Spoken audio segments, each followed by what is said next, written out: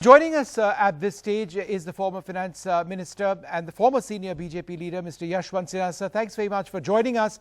The Finance Minister today said that from infrastructure to job losses to bank mergers, the situation was broadly under control, that the road ahead was positive. How would you respond to this assertion by the government?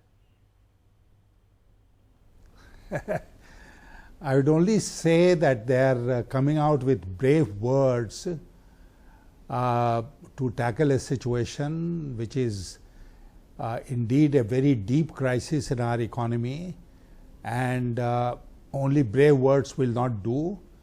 We need strong action on the ground. This is not a situation which can be set right in 2 days, 3 months or 6 months.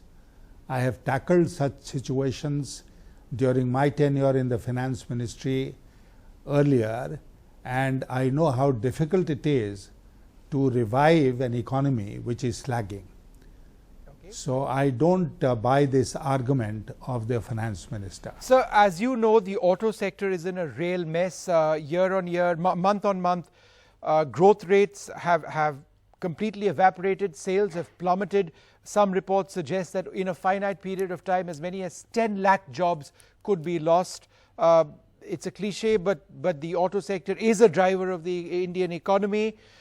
So when you have the finance minister make statements like millennials want Uber and Ola, and that's one of the reasons for the auto sector being in a slump, how would you react? Then Uber and Ola should be buying more cars. If the demand is going up, then whatever is getting lost as on the side of individual customers should be made up by Uber and Ola. I mean, you know, somebody like the Bihar chief finance minister said it is because of Sawan Bhado that there is a slump in the economy, as if Sawan Bhado have come suddenly or don't come regularly. So they are coming out. I don't think anyone in this government has a clue with regard to what needs to be done in the economy, and therefore they are flailing their arms without any effective action on the ground. And so, sir, would you agree with what, say, Priyanka Gandhi today said when she said that we are staring at the possibility of a deep recession? Is that what we are now entering? Is it the right time to think of using the word recession to describe our economic state? No, it is not a recession, because there is a strict definition of recession, and an economy which is growing or has grown at 5% in the last quarter or first quarter of this year cannot be described as an economy which is in recession. The automobile sector is one of the sectors which is probably in recession, because demand has been collapsing there for months on end. But as far as the economy is concerned, it does not yet qualify for a recession.